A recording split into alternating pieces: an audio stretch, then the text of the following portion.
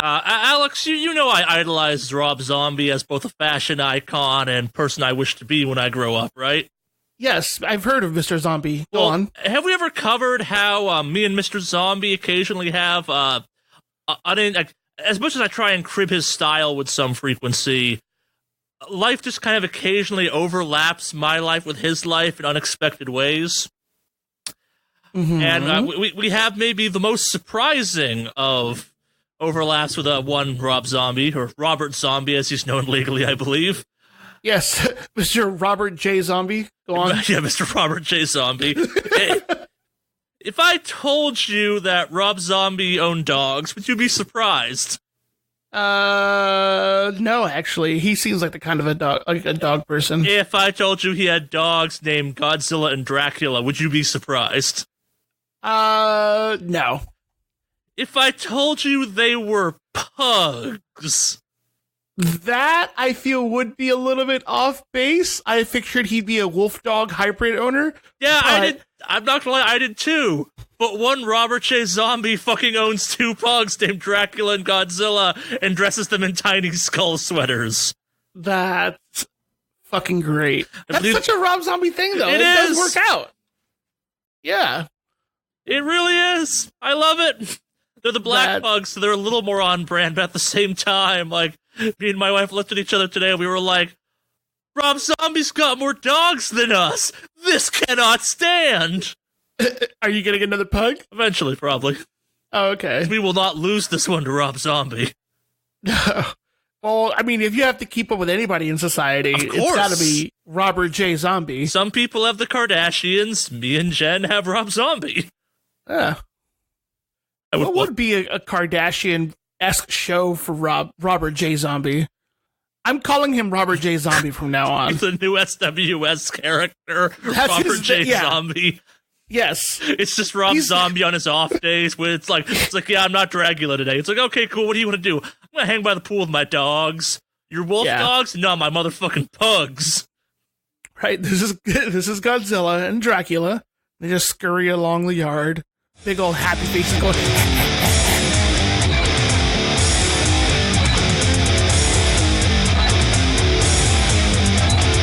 Hello and welcome to the Wicked Awesomecast, episode 186. Woo! Woody woo! Indeed. Yes, the gang is back, -1 this time. Henry wasn't feeling well today, so he was here even, and like time claimed him.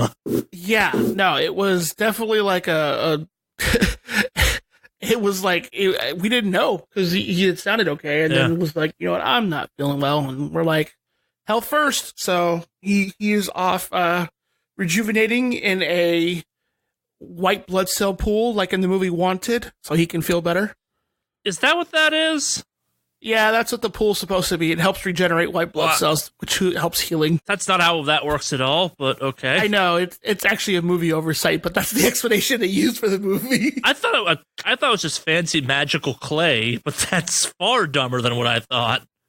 Yeah, no, fancy magical clay. But yeah, so feel better, Henry, when you're listening to this podcast. We're thinking of you. Yes. But for the rest of you, you're stuck with Charlie and I. That is Charlie, a.k.a. Mordak Undivided, and of course myself, Alex, a.k.a. Maeve Online. Woo. Why do you sound so enthused when I talk? I don't know. Why do you feel this way about me? I don't know. I think it's just me today. It's okay. Are you just trying to brace yourself for the next 2020 joke I make? I'd forgotten that was even coming, in all honesty. You just reminded me just now. Like, it's... So now the Stonewall sandbag defense is coming up? No, it's still strong. The line holds, if you will, but... Fair enough. But yes, we are not a 2020 joke podcast. We are a gaming podcast. But before we get into that, let's talk a little bit of what we've been up to. Indeed. You want to go first, Charlie, or should I? Yeah, I haven't been up to much, really. I wish I was playing more video games than just Destiny, but I made the mistake of really trying to go hard on the Dawning event that's going on right now, which I have historically kind of at least passively chosen to kind of ignore the Destiny seasonal stuff because it's often well, nightmarish and not good. And this is an event that definitely favors the, hey, did you do this event last year? No. Have fun baking 300 cookies in this game that, like, system around baking cookies is kind of fucked. So it's like, I got my spare that looks like a snowmobile. It's cool enough or whatever. I don't care anymore. Oh. I've baked 200 cookies, and I'm kind of like, I have stopped caring. Just get 300 now. No. You can't make me. Just no. I got other stuff to be doing right now. I played some more GTFO. That game is still really kind of cool. Did I talk about that on the podcast? GTFO? Yeah. No, actually. I am in the GTFO beta program, or was in the beta program. That game feels like pretty finished, but kind of in need of tweaking, so I'm not totally sure what it is at this point. Like, I thought it was done-ish until a bunch of reviews came out this previous week that were like, yo, GTFO early beta. And I'm like, oh, fuck, that's what this is still? Right.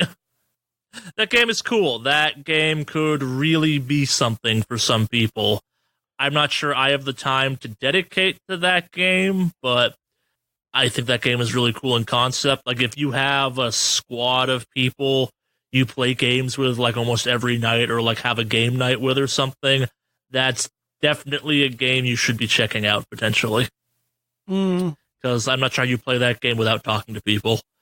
It's, for a game that does not have in-game voice chat, you have to use as a kind of a Discord linky system. It's pretty ingenious that way. Like, I hate games that do that, but also at the same time, on PC, the assumption that if you're doing a game that requires voice chat, you probably have a Discord thing.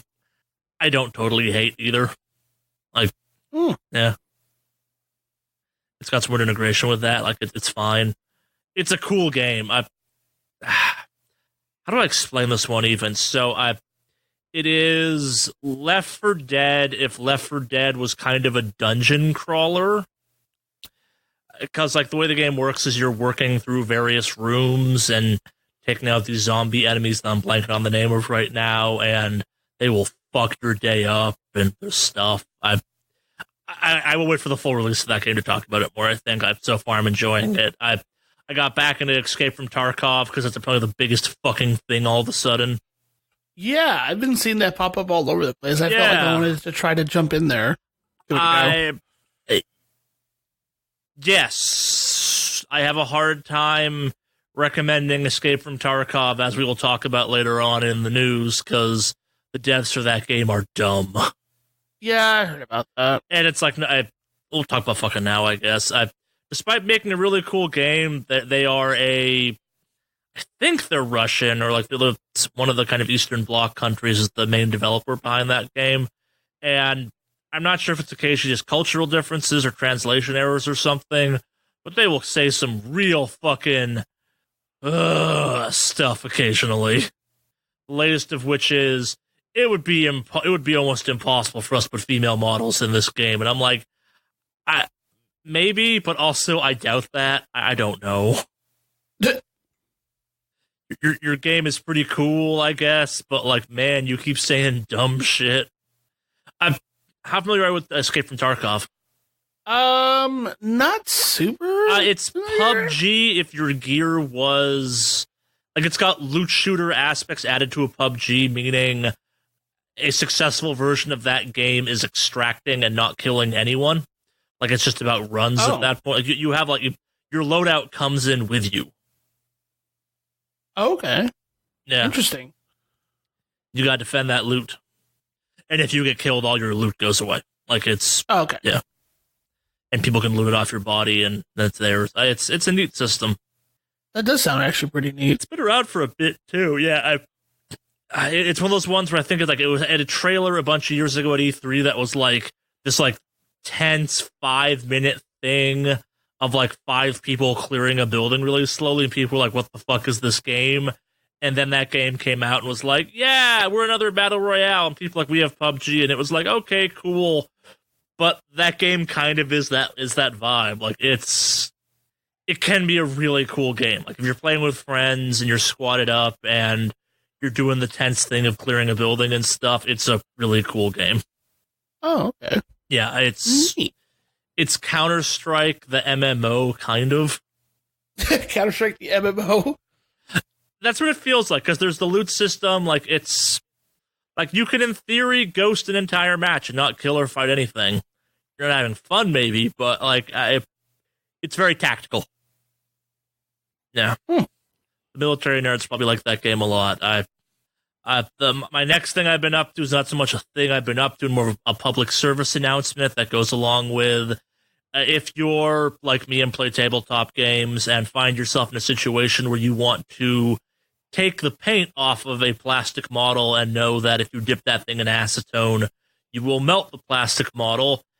Bathing it in Simple Green, a fantastic industrial cleaner, will remove at least in my case, remove the paint off the outside of a 3D printed resin model. So I suspect it will be fine on most plastic models. That's all I got for this week. I've been pretty boring. I went axe throwing with Henry on Friday. That's something I forgot. Yeah, I was wondering when you were going to bring up the axe throwing. I saw the pictures you put up. Yes, I went axe throwing again. Went to LAX in North Hollywood. Very cool. I think they use softer wood there for the targets. Oh, really? Like, either I've gotten a lot better at that without practicing at all since last time I went, or something was different. Like, I'm pretty sure they use softer targets, which makes sense. It's easier to hit that and stuff like that. But the amount, this is going to sound like shitty and elitist, but like, the number of people that like walked in and suddenly were doing really well at axe throwing versus the last time I did this seemed disproportionate. I don't know. It was fun. Throwing axes is cool. What have you been up to? Well, let's see. I actually really haven't been up to that much, other than the fact that I actually played more games than WoW. Oh? What game? Yeah. So I played a few. I played, what is it, Dauntless? That is a game. They've added a new weapon, which is really cool. When I started playing, they added the guns, which was kind of neat. But, they added, like, these punching fist weapons recently, and they're really fun to play with. So, the setup they have for it is actually pretty sweet. Combos are cool, and it's pretty, like, a little intuitive setup system for it. So I like it. So I played some Dauntless. I did some Castlevania Symphony of the Night. Mainly because like Mandy was using the computer for a while. She was doing some studying and all that. So I kind of pulled away and jumped on and played on the console for a bit. So I got to kind of dabble in some of these other games. And I went back and played some more God of War, which I haven't finished in a while. And yeah, it was interesting playing a bunch of these other games for a little bit. So yeah, it was nice. And some Dragon Ball Fighter Z. Called my buddy who lives out in Houston.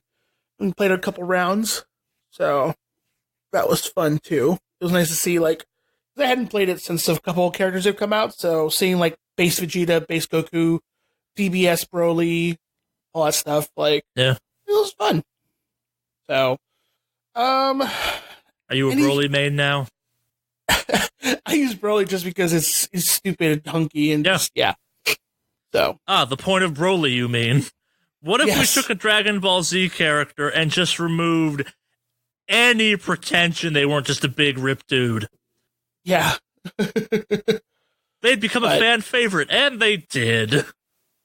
Yes. But yeah, other than that, I mean, playing WoW, getting ready for the big the patch drops next week. So trying to make sure I get everything ready to go for the patch drop and all that. What is the timetable for that game at this point? Like, have we entered the road to Shadowlands yet, or no? We're still in the last patch for the expansion. At least we're about to hit the last patch, the last major patch of the expansion is what we're hitting right now. I'm going to regret asking this. I know. What is the story of WoW at this point in time? Like, what is the story of Azeroth at this point? So we were all fighting each other for a while. Sure. We made new allies along the way. The Zandalari, which is a new standing up troll race that's like more humanoid. Sure. Lions killed their king. the Zandalari join the Horde. The Alliance have the Kulterans, which are the fat humans. The only way to describe them. Sure. So Ashara... Please, they're the sailor humans. Yeah. So don't get me wrong. No, you're not. You're not at all. Let's see. Actually, I don't remember where we last talked about the Legion expansion. Actually, well, yeah, Legion expansion. We killed, we sealed Sargeras. So then we figured, well, we just saved the world, and we killed Space Satan. So now we're gonna fight each other again because we found out the planet is literally bleeding, and that material is really resourceful. Well, that sword and it's causing a bleed. So yeah, and so there's Azerite leaking everywhere, which is made of the essence of Azeroth, if you will. So we've been fighting over that stuff for a while. We went to go find Ashara in the actual sunken, the Eternal Palace and the city she lived in. She opened it up, like the whole. It's pretty cool because she does this whole thing. You know how she's like following one of the most legendary arcane mages in Warcraft lore. Yeah. So she actually like creates these walls of the ocean, kind of like Moses, if you will, from the story. And is it? Yeah, it's Moses. Yeah. And so we see the city and all that like underwater, if you will. And so we fought her, and we fought her in a Titan facility, which turns out she was being conned, and we accidentally opened the locks to a prison for an old god, and so now N'Zoth is officially escaped his prison. Like not like Yogg Saron or Cthulhu, where it's just a small part of them. No, it's the full living old god has escaped. So, and for those unclear, the old gods are kind of the Lovecraftian Eldritch horror gods of Azeroth.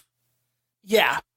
And so he's escaped, and he turns out he was using Ashara the whole time. Really? Shocker. But I will say he was clever because he played on her pride, and like, yeah, you're the queen. Here, you're in charge of the Naga now. It's weird. Like, the franchise's increasing refusal to just let people be evil is something I find irksome. Like, what I liked about Nashara for a long time was like she was, okay, this is what happened. Like, it's the Blood Elf situation. Okay, we have these elves, yeah, and they are super addicted to magic, but because they've always been addicted to magic, no one realizes they're addicted to magic. And when you take that magic away, they do fucked up things. Yeah. So, it turns out N'Zoth is free, and so now we are going to face him in some sort of weird version of Ny'alotha, which is supposed to be the imagining of the Black Empire's capital, if you will. Yeah. So I know what none of that sentence means, but cool. Okay, the Black Empire is basically what the old god cities looked like before they were taken out by the Titans. So what's really trippy is now you have this thing where, since N'Zoth is free and he's not bound by anything, he has unchecked power when it comes to like corrupting visions and things like that. So we're actually going to go and do these assaults that take place in like the Pandaren area and Uldum, which is like a Egypt-themed area in the desert. And it's basically, we enter these quote-unquote horrific visions, which are visions of what the capital cities would look like if the old gods had all won. And so you see all the mobs in their old god envisioned version of things. So a lot of aberrations, things like that. It's actually looking pretty nifty. That's cool. Yeah. Have they started to set up why you're going to the world of the dead yet? Not yet. Which I'm guessing they'll wrap up at the end of this patch with the raid and everything else. So we're still missing the segue between why we're going to the Shadowlands. They did kind of set up the whole thing with Sylvanas already, breaking away from the Horde. Sure. So that's done. That was actually done recently. So, but the fact that like she's kind of on her own right now at the moment, she's out of the Horde for the time being. But yes. So that's who we are. We don't have a war chief right now, I think. It's gonna be Thrall again. Probably not. I don't think he's wants to do it. It might, if anything, it might be the Tauren leader, but who knows? Huh. Yeah. Never think of the Tauren. Yeah. But it's going to be interesting because either way, any of the people past and present who are dead, we're going to see them in the Shadowlands.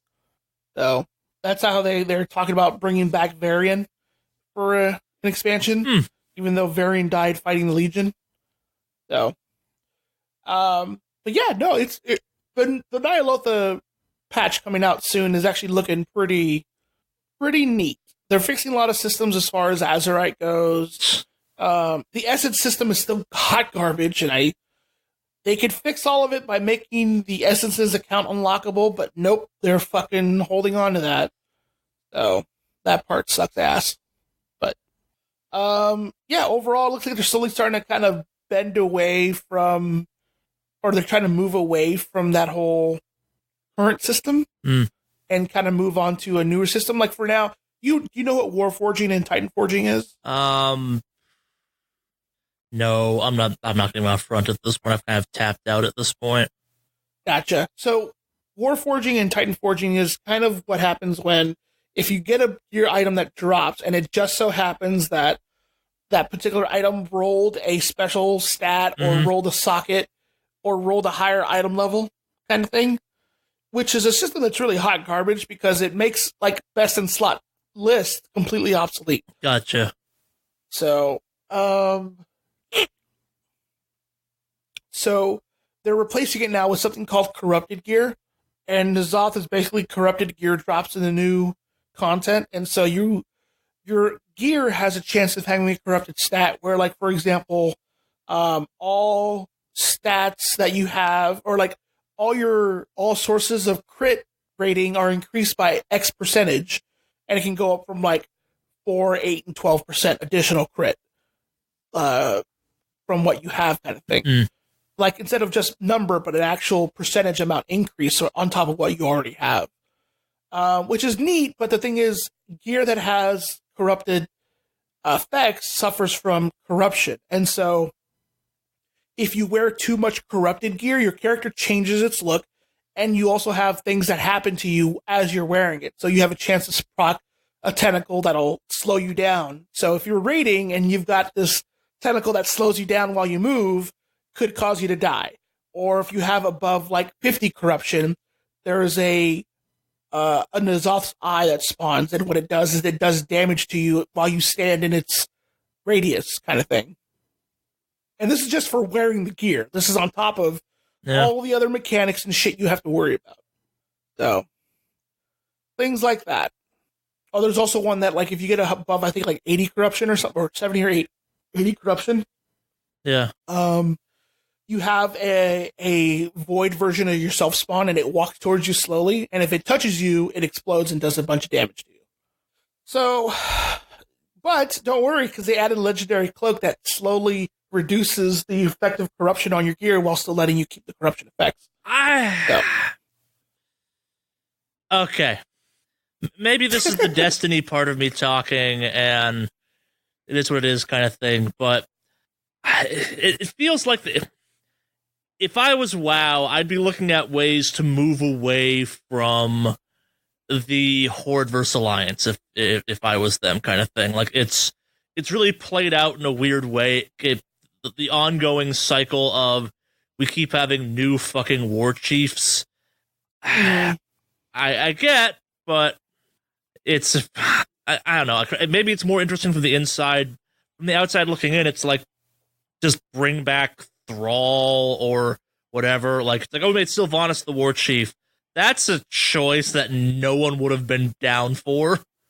Well, it's funny you talk about that because that actually gets addressed in a quest line during Battle for Azeroth, is who told Vol'jin to select Sylvanas, and they're thinking it's some unnatural forces at play, specifically the jailer, who looks like it's the main bad guy for the Shadowlands expansion. Sure, and if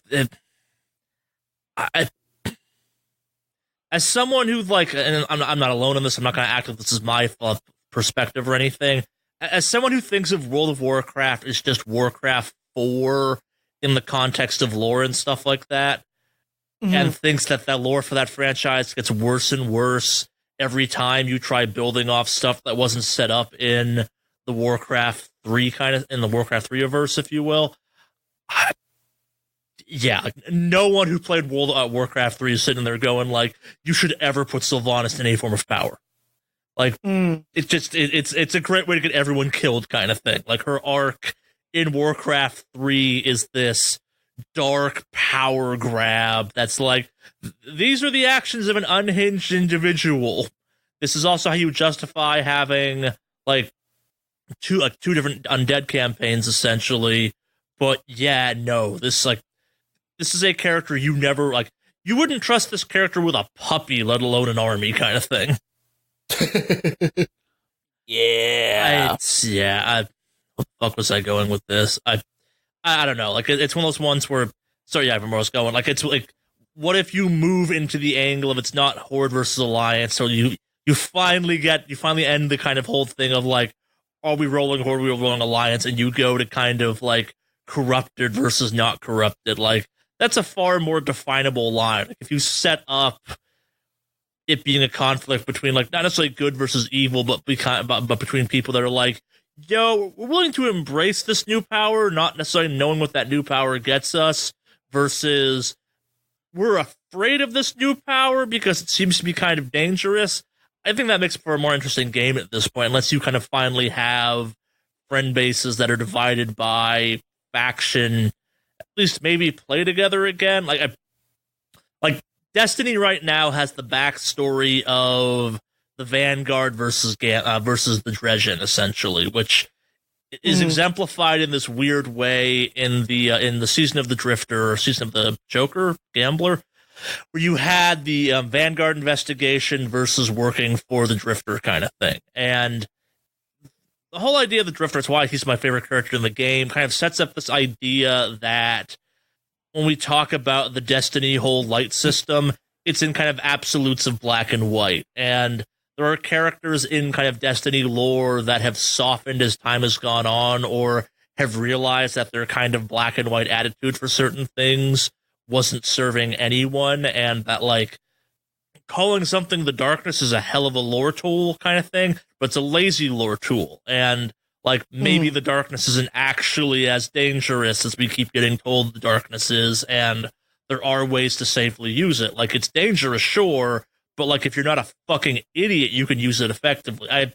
It feels like if there is a Destiny 3, or when Destiny 3 rolls around, they're going to play around with that. Like, they've been, like, maybe not quite teasing, but, like, there have been hints at a fourth subclass is going to essentially be, like, the darkness or something, which would be would be a major change up for that game.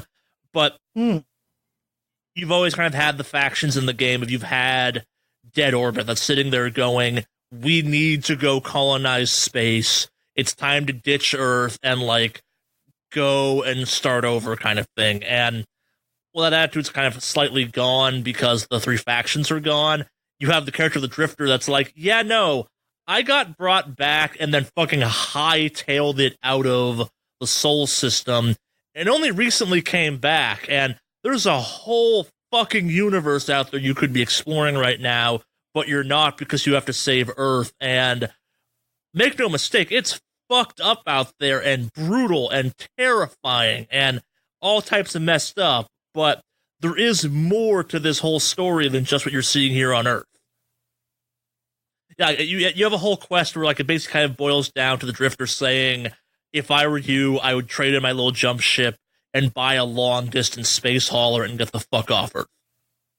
And he's got other stuff going on. Like, it's not as white or black as I'm presenting it right now, but I think it's a couple of MMOs in the past have played around with kind of the ideas of factions, like where it's you're all playing together and you can group up accordingly, but you're kind of aligned with a group within the greater whole that has ideas and stuff, and, like, there is competition based around that. That's how you have your PvP and all that jazz. And I've always liked that more, where it's like, yeah, it's like you're working for an organization, you're working with an organization that kind of you're more philosophically aligned with, as opposed to, you roll the orc, you don't like humans, but why? Because we told you to.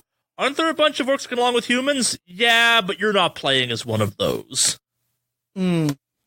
Like, honestly, and this is a weird one for me to say because I was rolled Horde, like, if they used, I guess, the end of Battle for Azeroth as a way to do away with the Horde versus Alliance stuff, that would be a weird first step in getting me interested in playing that franchise again. Just because, like, and they're not going to because For the Horde is so baked into people's brains and shit like that, but, like, the player base isn't growing anymore, it's shrinking. Like, it's not doing as well as it used to, and the fact that you still, after what, like 10, 15 years later, might have friends that because they don't want to play one of the, quote, ugly races, you don't get to play with. And that sucks. I don't know. That's my long, gentle rant or topic. Yeah. I may, for the sake of doing a, like, what do you call it? A roundup before the expansion hits, I may do, like, a summary of the patch and the story, and you can just decide how you feel about it after I mention all that. But the fact that WoW sits around, like, when me and Henry were out throwing axes, we were talking about MMOs, and, like, the fact that WoW is still the biggest, if not, like, one of the biggest, definitely, but still, like, definitely in the US, it's the biggest one, but still globally, it's a thing. And it's probably, like, it's, again, not the oldest, but one of the oldest. It's fucking impressive. Yeah, no, I agree. Yeah. Unlike The Matrix Online, which is dead and buried and no one cares about it except for weirdos. You shut your mouth. Oh, that's the other thing I forgot. I did an MXO podcast. Yeah, I did a Matrix podcast with a old Matrix cohort. It's basically a chunk of time of Alex and someone else sitting there going like, Matrix Online is as bad as Shirley keeps saying it is. We actually do talk about there are a lot of faults and all that stuff. It's a pretty good episode. We discuss all the nice things about it, but it is set in reality where there's like there were a lot of glaring issues with that game. Well, it's from kind of a cool era of MMOs when people still took chances. Like, you still were. Like, it's once where it was the view was the WoWcraft formula wasn't perfect because it was the biggest, but hadn't been the biggest for that long in some ways, and everyone's looking for a way to be the next WoW, and nothing will be WoW ever again, I don't think, in my mind, but at the time MXO happened, you still had people that like, if we just make the game cool enough in one way or another, we can beat WoW, motherfuckers. Yeah, well, I mean, it came out around the era. Well, is it around the era? I feel like it was around the era of when, like, WoW really caught steam. So the motivation for a lot of MMOs was that whole, how can we beat WoW? Yeah, that's what I'm saying. Yeah, it was that whole time period of, we can beat WoW if we just do the right things. You had lots of people taking risks and doing different stuff, but now it's all kind of, they're all kind of WoW. Yeah. So, yeah, no, I'm aware of that. I understand. It is what it is. But damn if it wasn't a great fucking game to play. I said, but damn if it wasn't a great fucking game to play. But anyway, I think we're going way off tangent here. We are a gaming news podcast after all. Yeah, things that are dead and buried aren't really news anymore. You know what? I'm not feeling well all of a sudden. Well, yeah, you played Matrix Online. It's a taint that stays with you. I hate you. Yeah, you do. Yes. Last thing, moving. Hired movers, because fuck that. Your movers have a cool name to them, or are they just generic movers? Generic movers, as far as I know. So, but apparently they're like one of those Google back companies where if you're not happy with the move, Google will refund you the cost of the move. Weird. So, but they've got really good ratings and reviews and all that jazz, but everything's pretty much squared away. The only thing I need to figure out is internet for that, because I want to get this company's internet installed, but they don't show up on Saturdays to do installations, which is a pain in the ass. Don't you have Fridays off? No, we get the keys on Friday at like 5 is the plan. I have bad news for you, Alex. You might be internetless for a week. Probably. Or you stay home from work on Monday. I'm going to stay home from work on Monday. Then you'll have internet. Yeah. So I probably won't be available for a few, for that weekend. Yeah. We'll figure something out. Yep. Anyway, should we jump into the news? Yeah, fuck it, news. Well, the news is back with a vengeance. I don't know to start this week, because we had CES, something that we kind of every year talk about in passing, but like this year it kind of actually fucking mattered to the gaming space in a more meaningful way. Let's start with my favorite dumbness of the week. Did you see the new Origin PC, the Big O? The Big O? They're releasing, the Origin PC is releasing a tower that has either an Xbox One or a PS4 built into the base. Oh, yes, I saw that. Now it looks familiar, It's dumb. It's fun. It's going to be obsolete in about a year because the new consoles are coming. Can you swap it out for another one, though? I don't know. But looking at it, I do not think it's possible to swap that fucker out once it's in there. Again, I'm making some kind of generalizations right now, but at least the Xbox version they're showing off has like an Xbox-shaped mass on the right of the console. I'm pretty sure that's it, but that's also not the shape of an Xbox One. Like, there's a dark world of people ripping apart Xbox consoles and PS4 consoles and reassembling them in weird ways. Yeah. Okay. Yeah, the video they're showing, it's got like the Xbox in I don't fucking know. I'm not going to speculate on this one. It's called like, this is the Xbox side. Yeah, it's the panel section. I'm thinking it is. But it's kind of funny because it's got this look of like someone's duct taping an extra box under the side of a tower. And then you've also got my dumbass being like, well, I could play Destiny on a PC, on a PS4, looking at my desk in the garage. All right, I have a PS4 on a desk next to a PC. I basically have an Origin PC then. Cool. It's dumb. Yeah, it's a little... I'd rather keep them separate. Yeah. I will say that I do kind of like the fact that even though you, like, since you have both of them, they're actually giving you the option to capture from that other console. Yeah, it's neat. So, yeah, they include the HD 60 Pro built in, which is pretty cool. So, well, kind of in the same vein of weird computer hardware, Razer got out there and unveiled the Razer Tomahawk, which I think's real cool, but I also think NUCs or NUCs, however the fuck you pronounce them, are real cool, and spending $2,000 some odd for one, it defeats the point of one in my mind, but at the same time, it's a neat concept. Do you follow this kind of world of computing at all, Alex?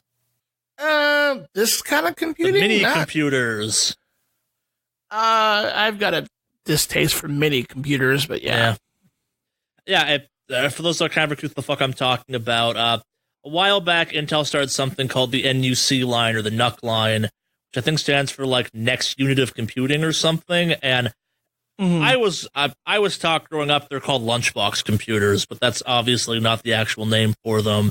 They're mini PCs, and Razer is trying to make a gaming one that's essentially, like, it's about, we'll call it, like, what, 2.5 times the size of a high-end graphics card, give or take? It's kind of based on the visuals of it. A little bit, because it looks like it. Yeah, it's about maybe the size of two.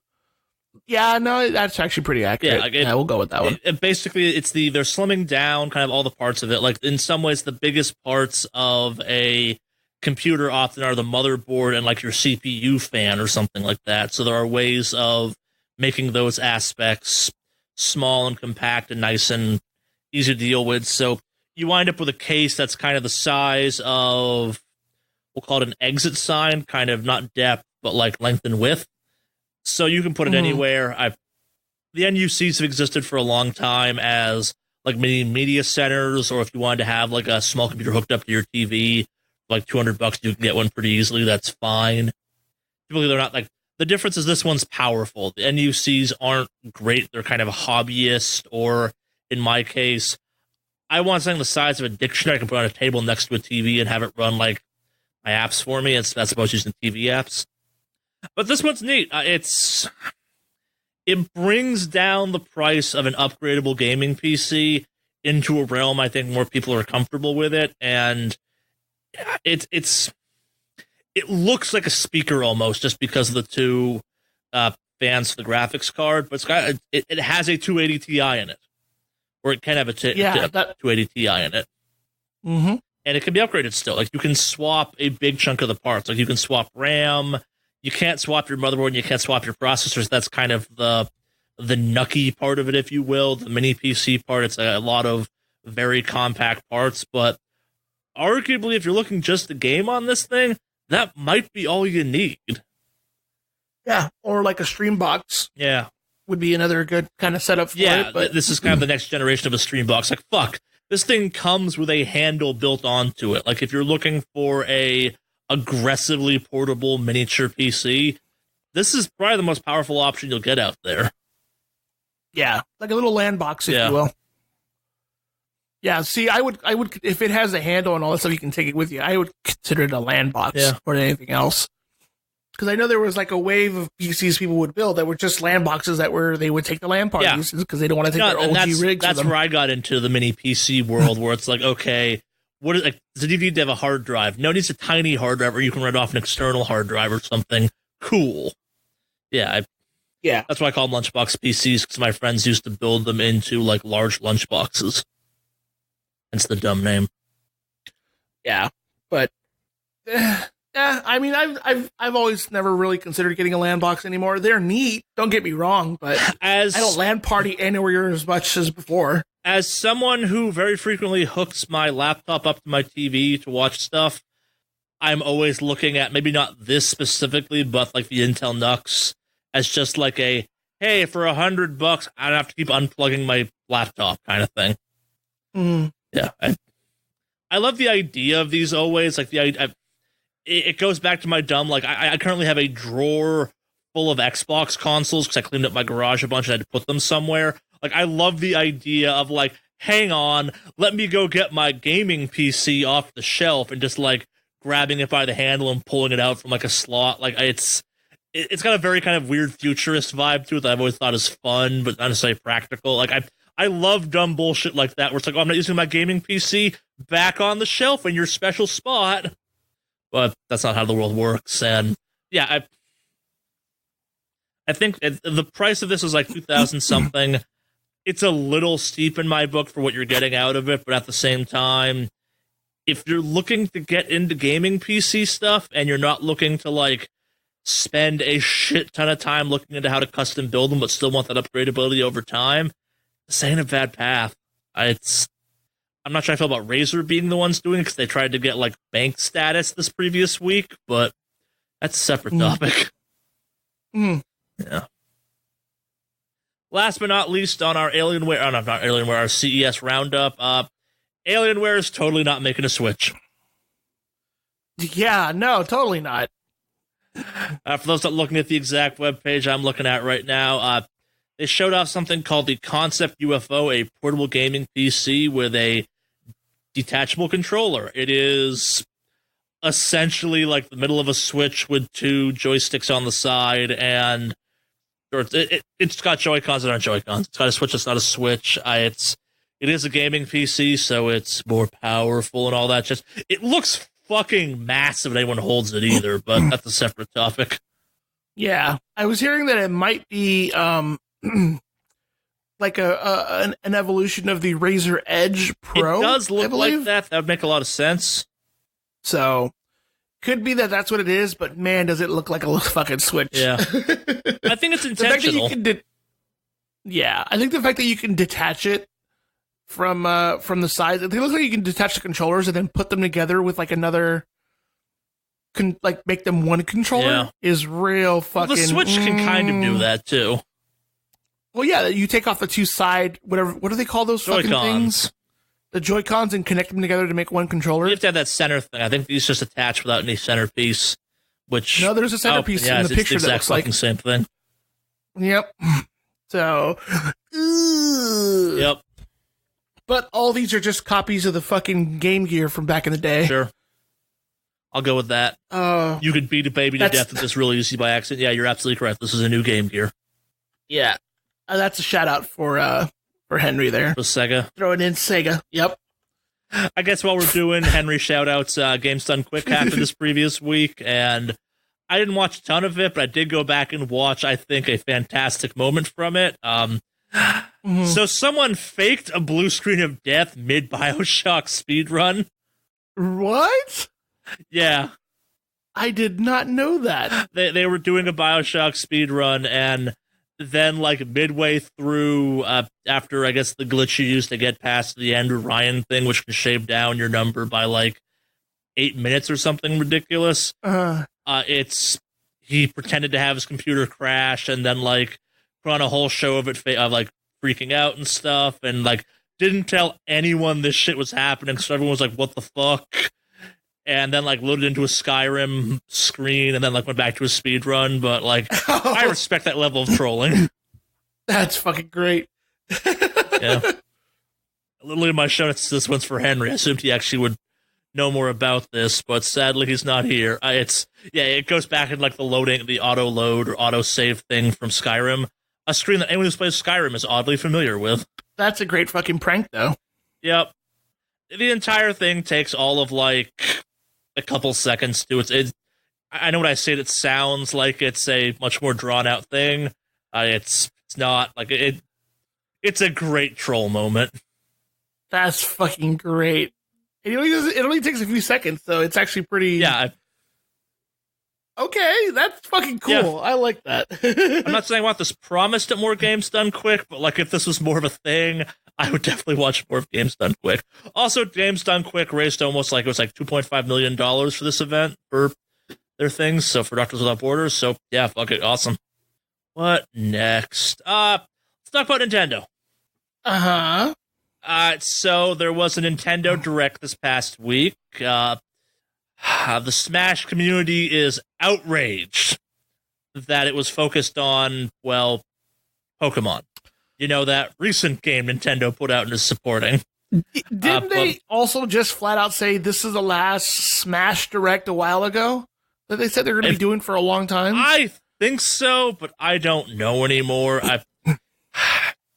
We'll get to the Smash community probably in a minute or two. We'll get to the actual article that, like, we'll talk about it now. Like, if you've ever wondered why I'm kind of hard on the Smash community outside of all of the very specific personal examples I've given throughout this podcast of why I'm kind of like, the Smash community bugs me, fucking Nintendo got out there this week and straight up said, we don't fully endorse, like, Smash competitive the way people want us to, because we're really worried about alienating people that play this casually. Like, we won't put money into this for tournaments and stuff, like, as much as you all want us to, but because we're really concerned about alienating, like, not just, like, the casual Smash fans, but, like, casual Nintendo fans. Yes. I'm going to read between the lines some, and this is probably me editorializing some. Y'all are fucking monsters. Jokes aside, like, maybe it's been my long-term assumption on this one that kind of, it's like, maybe I came to this, like, based on my general disdain for Smash, but, like, any large corporation getting behind a fight at tournaments, tournaments, especially the fighting game ones, because those are fucking all over the place, has got to be real afraid, especially a family-friendly one like Nintendo. Again, it's not me making shit up. Like, the Smash community is perpetually doing dumb shit that makes you really wonder. Yeah. Gotta agree with you on that one. If you can prove me I'm wrong on this one, I will happily kind of admit, like, it's like, no, if you can find irrefutable proof that, like, all the shit I've said about Smash over the years, specifically their FGC communities, is, like, me being hyperbolic and petty, I will totally admit to that, but you can't, because everything I bring up is real. And happened, and it's like, yeah. I'm not saying you're wrong, Charlie. Yeah. Oh, no, I when it comes to this topic, I am that fucking Big Lebowski meme of, you're not wrong, you're just an asshole. And I fully admit to that on this one. But back to the actual direct Smash community's mad about. It was all about Pokemon. As part of this, we got Pokemon Dungeon Mystery Rescue Team DX. I think Pokemon Mystery Dungeon was a previous game that I'd never heard of prior to this big thing happening, that people seemed real stoked about getting that re-released. But the big news is we are getting kind of continued DLC support for the new Pokemon game. We're not getting a new kind of like Sword and Shield Ultra. We're getting Sword and Shield Expansion Pass. In a bold move that does not surprise me, given that there's 2 Pokemon games out this round, there are 2 different expansion passes. If you buy the Sword one, you don't also get the Shield one, and they're not fucking cheap. They're clocking in at like, what's the pricing for these? Yeah, so each expansion pass is $30, or if you want to buy the game plus the expansion pass, you're looking at $89.98. So $90 for the game plus the pass. But that means if you buy both because you bought that 2-in-1 bundle, looking at $60 for DLC. Wow. That's fuck. Well, and it gets you access to 2 new areas, the Isle of Armor and the Isle of the Crown of Tundra. And the stuff looks cool. They showed off a bunch of like new customization stuff for your character. I don't know if I'll pick this one up or not. You got new rivals coming. They are some hard-ass looking weeb people, which I think is a cool turn for this. They are adding in just a shit ton of Pokemon, though, and that's maybe where people are justifiably upset. Because the idea of paying for those Pokemon to be back in the game, yeah, that's what's happening. Yeah, no, I don't think that's some, like, new Pokemon. Isn't that kind of like one of the least part of their concerns with the No, they're adding in the old Pokemon that were cut from the game. Oh, okay. Via this. Oh, okay. Which they could have probably added in the first place. I don't know. You're getting Gigantamax forms, or the Mega, whatever you want to call them, for the starters. The coolest of which turns the tadpole thing into a sniper with a gun in a tower. What the fuck? Which is nuts. Yeah, they're fucking making Pokemon Gun. Pokemon Gun? Sword, Shield, and Gun? No, I haven't. Yeah, it was like Pokemon Sword, Pokemon Shield, and Pokemon Gun. It's just the 2 games unified into one thing. Yeah, they made fucking Pokemon Gun. It looks cool. As someone who kind of tapped out of the Pokemon game, I'm kind of looking at this going like, maybe I'll go back for this, actually. Like, it doesn't seem to totally suck. It's kind of is up my alley enough that I'd be down, potentially. Mm-hmm. Yeah, one of the guys in my Destiny clan is, like, actively upset, whereas he's like, I have to buy both expansion passes. And I'm sitting there going, you don't, but I get it. You do. You could just pick one game to focus on, and you can go for there. No, I need to get both expansion passes. Nah, I get it. Do though. You have to get them. Yeah. That's enough about Pokemon, though. Have you had your fill of Pokemon for a while? I wanted Sword and Shield to be better. Like, I had fun with Sword and Shield, but, like, I was positive on that game, but I'm still, like, I didn't bother finishing it all the way, and I'm fine with that, and maybe I'll go back now, but I agree with the Pokemon community. I wanted that game to be better for them. Like, maybe we don't deserve a better Pokemon at this time, but, like, a better one would have been real cool. But also, like, I would just settle for for Pokken Fighting Tournament 2 at this point. Like, that fighting game is the most I've enjoyed that franchise in a long-ass time. Because it was closer to what I want the fights for that game to be. Mm-hmm. You know, Pika Libre is fucking badass and awesome for a reason. And ridiculous. Okay. Yeah. Speaking of adorable things in wrestling masks, Platinum Games has gone into business with Tencent. Alex, cue the gamer moment for that statement. Epic. Oh. Hold on. Epic bad, Steam good. Is that the one? Nope. I said Platinum has gone into business with Tencent. Platinum bad, America good? Where are we going here with this one? I don't know. That's about kind of the gist of this, unfortunately.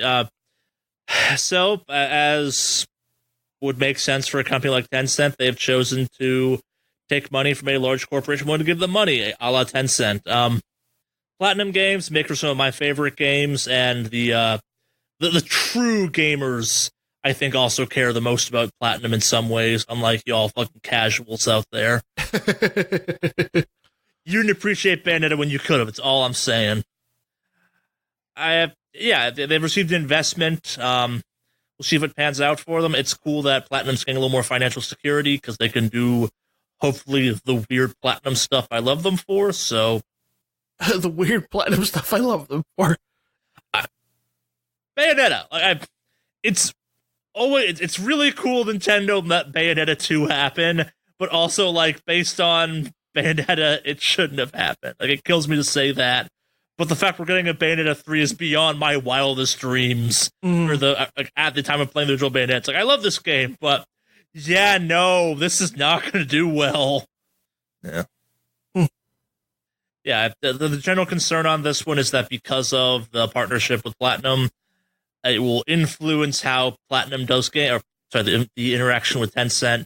It'll influence how Platinum does its games, but yeah. Yeah, it'll be interesting to see. Is this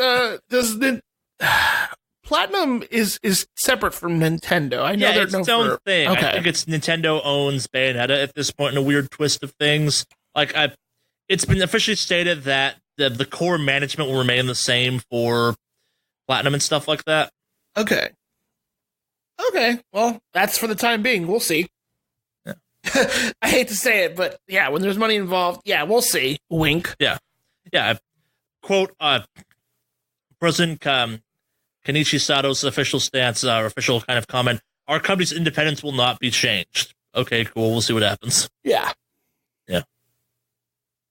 Bayonetta 3 with pro-China leanings now. Yeah, right. What do you? Bayonetta 3 is secretly spying on you from your computer. There's no war, bossing say. Yeah, basically. Yeah. Let's do something that was completely fucking obvious and I'm surprised people didn't seem to fucking see coming.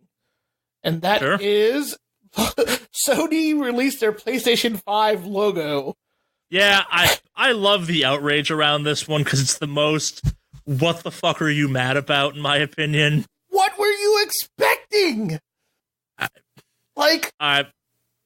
To summarize what happened, PlayStation has gotten out there and revealed the PlayStation 5 logo. It looks a hell of a lot like the PS4 logo with a 5 at the end. Not 45, they just swapped the 4 for a 5. It kind of looks like the P in PlayStation 4, I guess. Like there was a fun gif out there of someone like changing the P into a 5. It's like, that's how they did it. And I'm like, that's actually kind of cool if that's intentional. It's like, you know what this feels like? You ever watch Arrested Development? Yes. You remember when the main character sees a brown bag in the fridge and it says dead doves? And he opens it, and there are dead doves inside, and he just looks like, I don't know what I was expecting. This is what this logo feels like. I don't know what you guys were expecting to see when Sony talked about they're releasing the logo at CES. Okay, so if you go back and look at the PlayStation logos, there is more variation from iteration to iteration. I also do not get the outrage on this one, but... I'm just saying, if it's not broken, don't fix it. Nike has had the same Swish logo for fucking ages. No one complains about a fucking logo. Actually, no, they haven't. Their core has always been the Swish, though. You don't understand, if you were a hardcore Nike fan, you'd understand that every couple years they change slightly differently how the swoosh is drawn. I could give a fuck This year's is more of a less. kind of upbeat swipe. Last year's was kind of a melancholy swooshing shape.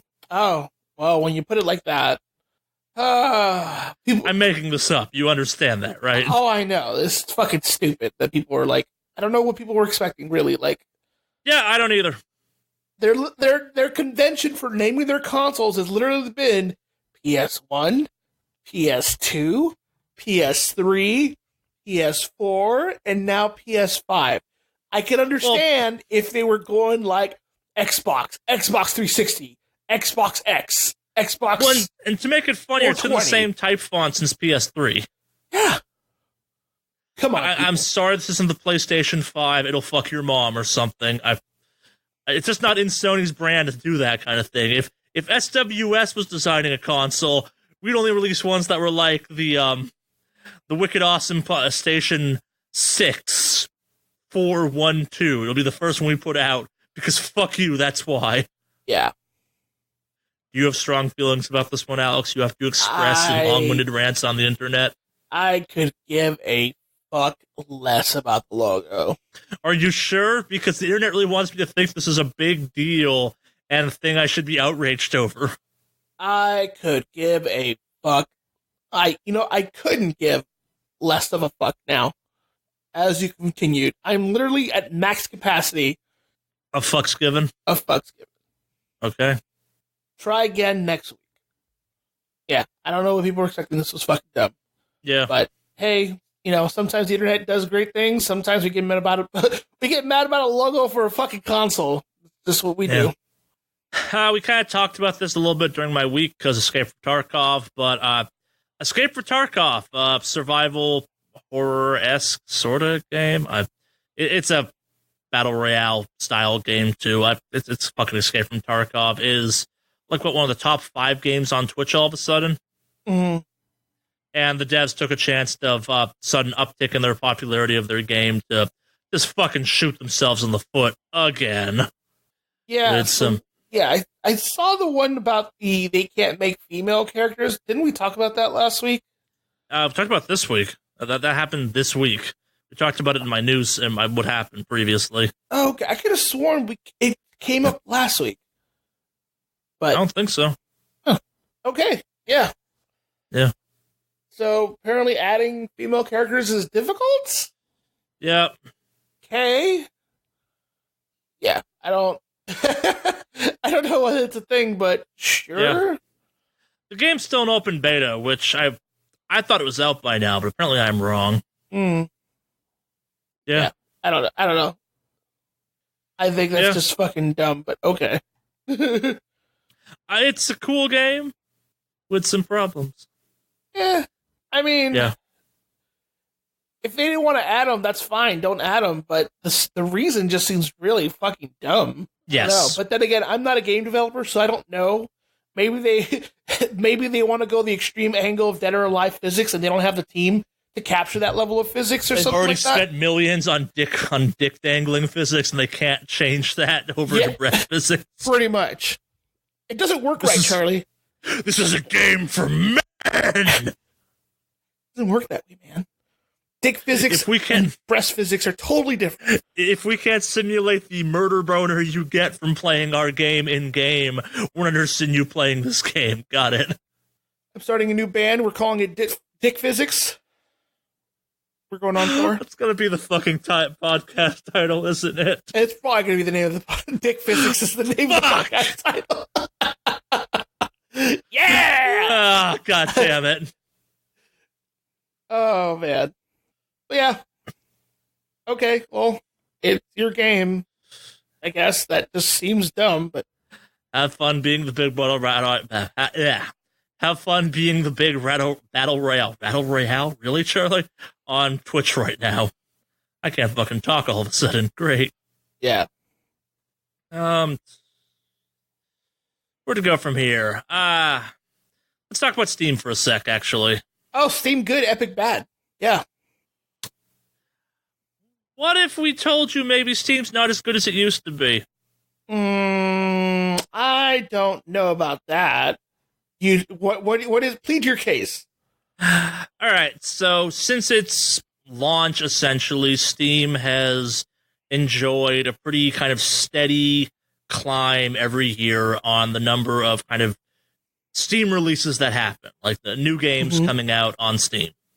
Not new games with like a capital N new, as in new to everything, but like new stuff coming to the platform. And we're not saying no new games came out this year, but this is the first time it kind of maintained the same numbers from last year, which isn't necessarily a bad thing. Like, a shit ton of games coming out is still a good thing, but from a business standpoint, kind of a health of the industry standpoint, you want to see perpetual growth, or at least kind of the indications of perpetual growth. And that did not happen this year. Yeah. Yeah. Interesting. Well, maybe it has to do with the fact that somebody is locking down these exclusives for at least a year. So a good chunk of those sales are locked down with exclusives and other avenues, if you will. Sure. Or the fact that it's actual competition. Yeah. I would say it'd be competition if they weren't trying to monopolize certain game releases. That doesn't really count. No. It doesn't. No, that's how competition works, yes.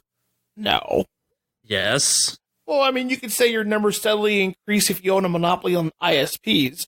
Doesn't mean you're doing good things for your company. You're literally pigeonholing everyone else because you're the only option in town. Yes, and that's what Steam had going on for a long time. Yeah, but Steam never blocked other people from doing it, though. We don't know that, actually. We just know that for a long time, Steam was the only place with some very specific exceptions to get PC games, really. I don't know. You always, just for example, Division, you could always buy it from their store or on Steam. It was never an option of, you have to buy it on Steam. Yeah, but based on just kind of general, what's the right word? The public user base of it, you kind of had to still. Not necessarily. You had the option. When you do things the way Epic has done it with exclusivity, you take away that option. But you didn't have an option. Your option was you still have to use the Uplay system, even if you buy it through Steam or Epic, meaning it's that's your game interface. You had one place to buy it. You technically had two, but this is going into a debate we've had for a long time now.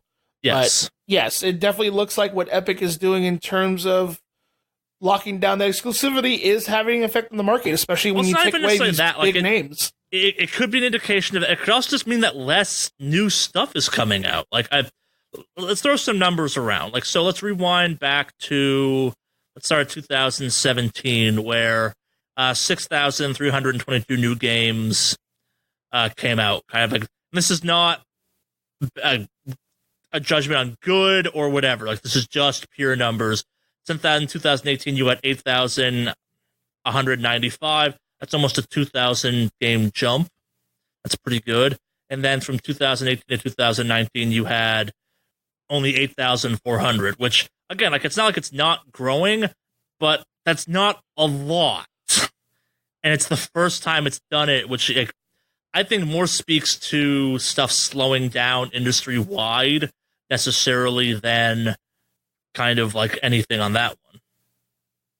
But also, it's one of those ones where you kind of find yourself in the conversation of, okay, that's a shit ton of new games. How many of those games are actually worth playing? And does stuff like losing Borderlands to Epic make a really big deal, actually, potentially? You can sell 1,000 $5 porn games, but you're still only adding up to the same numbers of Epic successfully selling Borderlands 3 through. Is that a bigger deal than we give it credit for? I don't know. Interesting. Yeah. All I know is you're killing my narrative of Epic bad, Steam good. Yeah. But yeah, I mean, who knows? We'll see. This is only the first year that I think Steam is great if you want weird, creepy sex games. Yeah. I'm glad I have that freedom. I can play my waifu games, okay?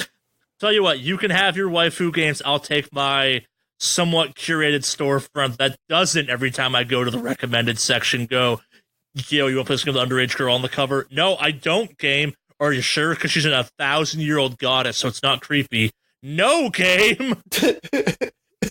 Are you sure? Yes! How about the sequel? No! I fucking hate recommendations through Steam. I'm afraid to open Steam emails at work where it'll be like, okay, fine. No! I'd like to point out, I don't get any of this creepy fucking Steam recommendations. It's probably based off the algorithm it's built based off who you are as a Steam user. So it's Black Desert Online. It's Black Desert Online's fault. No, that's on you, Charlie. No, it's Black Desert Online's fault, and a couple of the I know exactly which games it was that got me into this situation because I downloaded them and it's like, hey, they're popping up now. And they are not those types of games, and they look like those types of games. Sure, Charlie, whatever you need to justify for yourself that your creepy-ass waifu game archiver isn't coming up. Whatever you need to do, sir. I blame you, Valhalla. No judgments from here. It may be the lack of data, too, for me. It's like, everyone likes this. Maybe you will. No. You played that Black Desert Online? I did.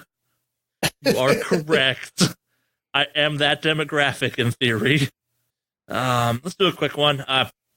Microsoft has gotten out there and officially said that there will be a time period where where Xbox Series X games, the Xbox Sex, people keep insisting I call it now, will be also playable on the Xbox One. I don't know if that means that they'll be simul-releasing, or if you buy it for one, it will just work on the other. Okay. Yeah. Basically, it's nothing like for a period of time following the new console's release, you will not be restricted to the Xbox X, which is good. Is it like there's kind of the weird transition of backwards compatibility, considering their push has been more and more digital sales as opposed to like physical disc sales? I mean, hell, even with the fact that they released a version of the console that is discless, it's all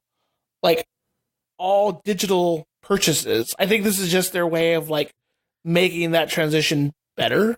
Well, so it's not even clear if it's like the example people keep using is like, well, on PC this is a thing, and it's not that. It is kind of that, but the difference also being like consoles have very specific hardware you build for. So yeah, again, like I'm reading this now, trying to figure out if I compare what's meant by this. It's not clear if it's going to have simultaneous release on both platforms, or if you buy an Xbox One X game, like maybe if it's digital, it'll work for both. But the general comment on this always is like, yeah, you wind up with it being just an old console game on the new one because they're building it for both. Okay. As opposed to building a building game for just one. Yeah. Don't know. It's neat if they're doing that, though. All right, last but not least, I got three, I guess, technically. Do you want Star Citizen news? Do you want serious labor union news? Or do you want ridiculous NBA blaming us for bullshit news? You gotta pick one, Alex. I'm gonna go with the NBA one. All right, we're doing the NBA one? It was. I was looking at our options, and I just felt like I need to get the silliness out of the way here. All right, so follow me on this one, because we have to set up some stuff before we get to kind of the actual story here. So, Stephen Curry is a famous basketball player. I hope I'm pronouncing this name right. Giannis Antetokounmpo. I apologize. Yeah. It's obviously wrong. That dude's going to hit free agency in 2021. For those who don't follow sports all that much, that means whatever contract he had will be up, and he's kind of free to move about, if you will, amongst the sports world. Kind of, it's where you make your money. It becomes a bidding war for your time and your effort and all that jazz. Most starting contracts are your draft contracts are not great, and the goal is to kind of make it through that so you can get to the free agency and fucking make that money at that point, kind of thing. Mm-hmm. And there are a lot of rules about what you can and can't do prior to someone going into free agency and all that jazz. So, and I could not make this shit up. Apparently Steph Curry, I keep calling him Steven. Steph Curry and Giannis play PUBG together. And he said, let's do this, come on, over that in context to team stuff or something, and that's a major violation of a lot of the rules surrounding this, and I'm not going to spend a lot more time on this whole aspect of it because the complexities of free agency and all that jazz are the topic of other podcasts we don't do because none of us care that much about sports. But the NBA's swift reaction to this was to say, well, it's video games' fault we're dealing with this. Like, this is obviously tampering, but it's video games' fault that tampering occurred. Oh, yeah. No, sure, video games is the medium, so it's got to be... What? Oh, yeah. No. Hey, guys, it's video games. They did it. Yeah. I feel like it's going to become a wonderful scapegoat in this situation. And the defense of it is that because they were playing PUBG, Steph Curry was just telling him to, do the thing in video games. But we may never know. But I got to read fun articles about how the NBA is like, we blame video games for this. Fuck that.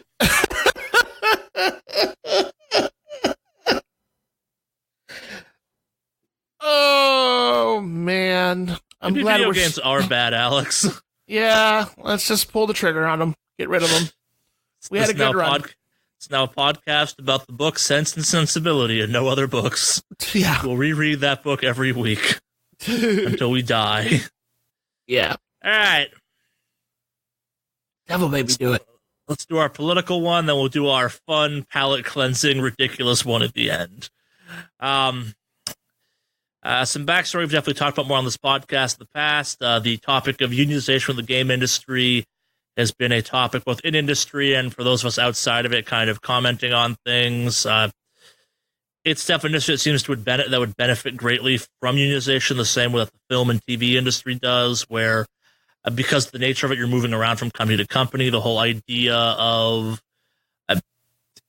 the gig economy came from somewhere, and it's kind of from my industry and similar industries next to it, where it's not actually all that beneficial necessarily to stay with a company long term. The moving about from project to project is beneficial because you get more experience, and where historically lots of people would kind of work for one place and that'd be that.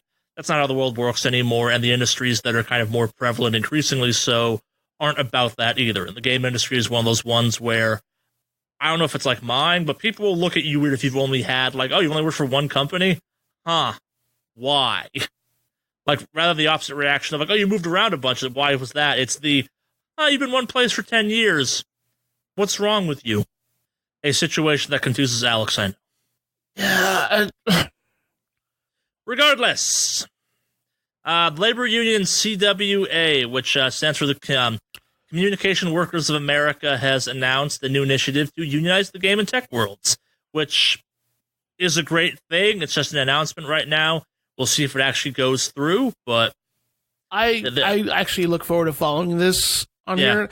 I will say I do have a bias in this race only because I have worked the majority of my life in a pro-union environment. I've been a union member for whatever company I've worked for pretty much most of my career, and so there are a lot of really great benefits to it. There are, just because I know it's always comes up and it's always the same fucking argument every time. But yes, there are people who sometimes abuse the union system. We're not going to get on our high horses and say this is a perfect solution, but the CWA's the code initiative, the campaign to organize digital employees, is something that feels very overdue at this point. Mm. So I actually look forward to seeing this one. This is a little bit, like I said, close to stuff that I appreciate. I'm pretty pro-union, so let's see how this one rolls, and I hope it goes well for them. Yeah, and like for those of you that are gonna like say like, oh, this is something the industry wants, it's been a topic for a long time at stuff like GDC. Like it's one of those weird ones where like Alex, despite having a kind of the stablest job in some ways, does benefit from the unionization stuff. Like it exists in my industry because occasionally doing things like maintaining health insurance because you're moving around from gig to gig, by the very nature of the gig, is hard kind of thing. And gaming industry is not quite that fluid, but it's similar. Like it has it's one of those ones where it's not trying to people to be lazy, but it's one of those ones where it's some of these standards are fucked and there's no enforcement of better standards because you just get replaced because you're expendable. Like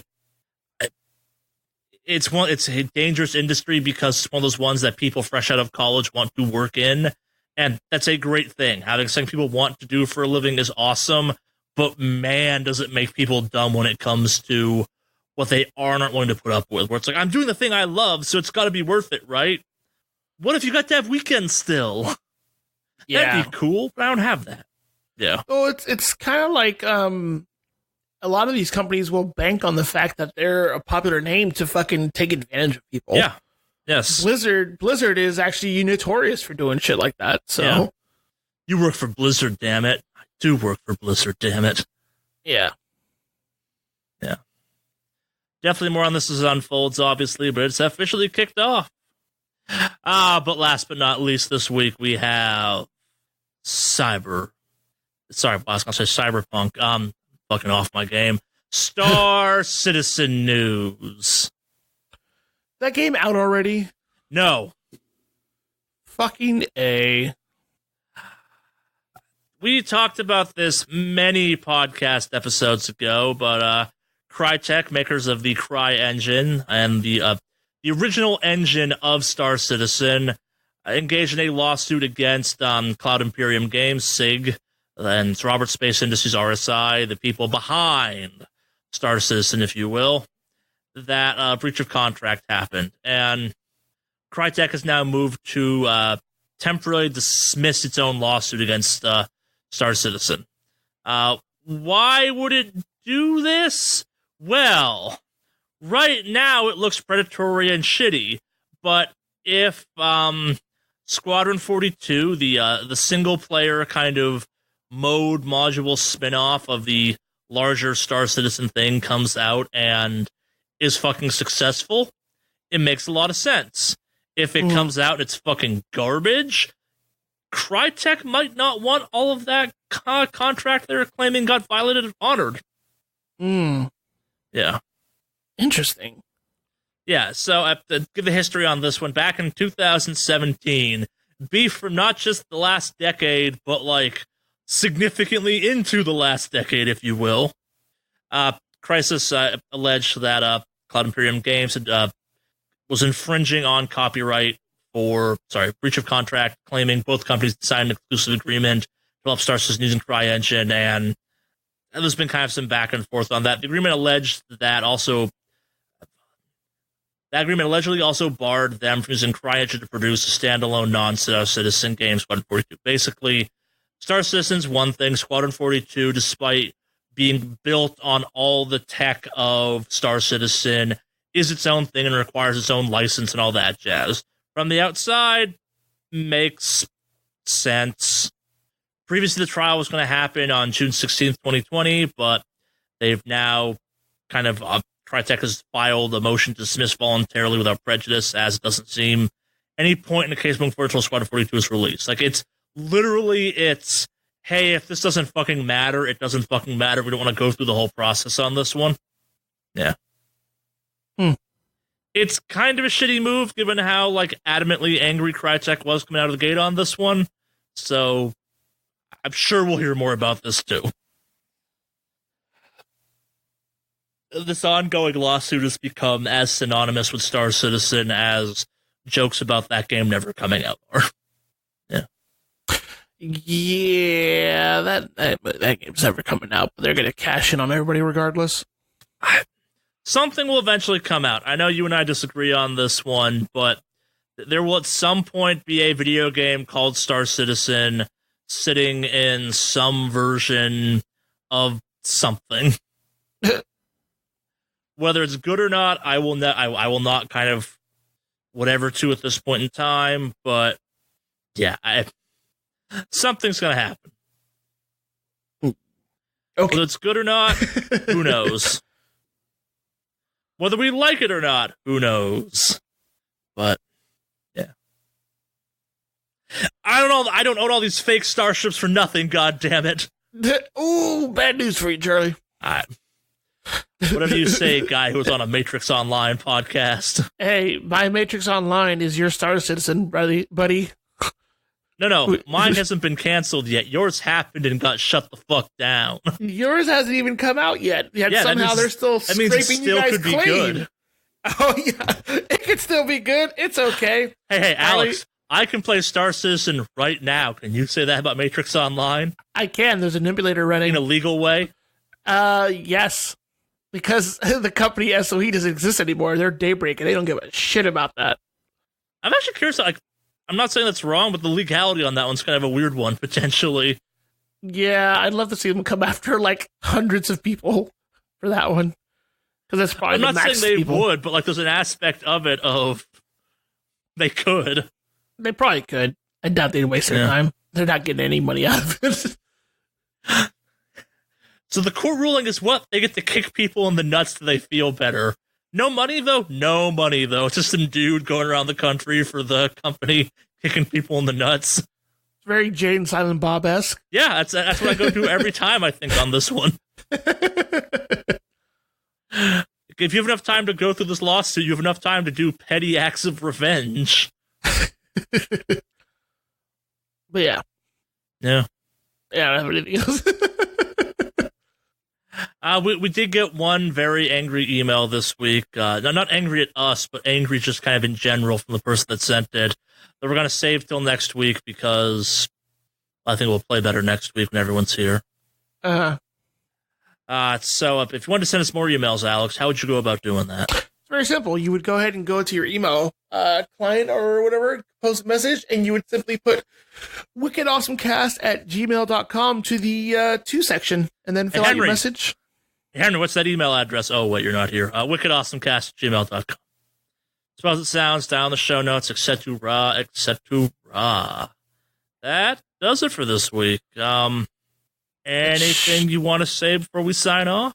Well, I will be here next week for our recording, and then the week after that, I will probably not be here as I will be something out. In the moving process. So once that's all sorted, we'll go from there. Excuses. You heard me. Yep. So, but yeah, yeah, it's weird. It's a little surreal, but yeah. Also, you can follow me on all my social medias and things. Mave Online. Live tweet that move. Yeah, no, fuck that. I'm gonna be focusing on getting my game room set up. That I'll fucking live tweet. Yeah. So I need to pack up all my pop figures from work and move them to my game room. Oh God, how many pop figures do you have? I got a bunch. You're one of those people. They're cold. They take up 2 shelves on my. Oh God, their cold dead eyes are just staring at you. Yep. Cold dead eyes. We saw what you did, Alex. We saw everything. 'Cause we never blink. Let us eat your souls. Not a bad way to go, I gotta say. It's a terrible way to go. No. Be among the cooler ways to go. That's not even like top 100 my ways to go. Having your soul sucked out by a collection of Funko Pops. Okay. Worth it. Is it? Yeah, I called it. I said it. You know, someone with as much hindsight as you should know better by now, but also cue the metal.